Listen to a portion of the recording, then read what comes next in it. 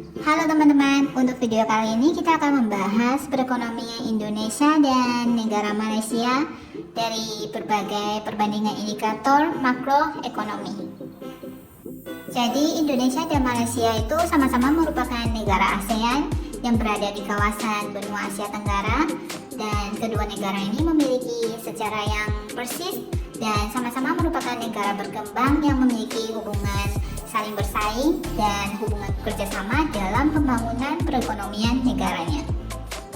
Dua negara tersebut sama-sama pernah terdampak oleh krisis keuangan Asia pada tahun 1997 yang mengakibatkan pelumpuhan kegiatan ekonomi negara pada saat itu. Namun setelah itu, beberapa kebijakan baru yang diterapkan oleh masing-masing pemerintah mendorong adanya pemulihan ekonomi dan perbaikan ekonomi negara. Hingga beberapa tahun kemarin, perang dagang Amerika Serikat dengan negara China, serta pandemi COVID-19 pada tahun 2019 menguncang ekonomi global, sehingga negara benua Asia Tenggara menjadi pasar baru yang berpotensi bagi investor asing untuk melakukan investasi. Oleh sebab itu, banyak dana asing mengalir ke negara-negara Asia Tenggara, diantaranya termasuk negara Indonesia dan negara Malaysia yang mempunyai jumlah populasi penduduk yang sangat banyak di Asia Tenggara, sehingga membawakan beberapa perubahan pada ekonomi kedua negara tersebut. Berikut ini adalah data-data makroekonomi pada tahun 2021 yang menunjukkan perbedaan ekonomi pada negara Indonesia dan negara Malaysia. Yang pertama adalah pertumbuhan ekonomi, atau kita lihat dari GDP kedua negara tersebut.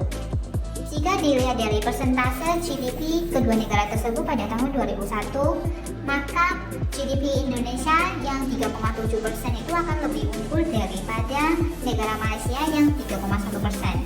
Dan kalau dihitung dalam US dollar, maka nilai GDP Indonesia pada tahun 2001 sebesar 1,186 triliun USD, dan ini masih kelihatannya lebih bagus daripada negara Malaysia yang mempunyai nilai GDP sebesar 373 triliun dolar. Namun jika dilihat dari jumlah penduduk Indonesia yang 8 kali lipat lebih banyak dari negara Malaysia, atau sebesar 273,8 juta jiwa pada tahun 2001, maka secara per kapitanya nilai GDP Malaysia masih jauh lebih bagus daripada Indonesia yang hanya mempunyai GDP per kapita 4 ribuan lebih USD.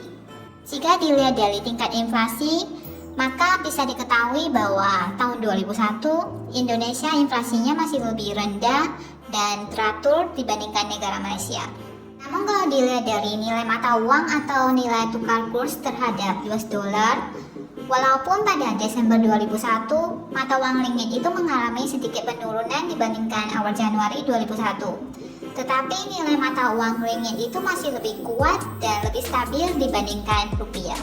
Jika dilihat dari tingkat pengangguran kedua negara tersebut pada Agustus 2021, maka jumlah pengangguran Indonesia sebesar 9,1 juta orang atau 6,49%, dan itu lebih tinggi dibandingkan jumlah pengangguran Malaysia sebesar 4,8% yang hanya 778.000 orang. Dan dilihat dari nilai investasi asing yang langsung masuk ke Indonesia, maka pada tahun 2001 dana asing yang masuk ke Indonesia itu melebihi Malaysia. Untuk tingkat partisipasi angkatan kerja, maka pada tahun 2001 negara Indonesia memiliki tingkat partisipasi yang lebih tinggi dibandingkan negara Malaysia. Untuk jumlah cadangan devisa kedua negara tersebut sama-sama mengalami peningkatan pada tahun 2001. Namun jumlah cadangan devisa yang dimiliki Indonesia sebagai dana backup untuk menjaga kestabilan nilai tukar rupiah masih lebih banyak dibandingkan cadangan devisa Malaysia pada tahun 2001. Data perbandingan sebelumnya kita hanya ambil dari tahun 2001 ya teman-teman. Jadi kita nggak bisa langsung kasih kesimpulan, oh yang mana lebih baik, yang mana lebih gak baik, kayak gitu ya teman-teman.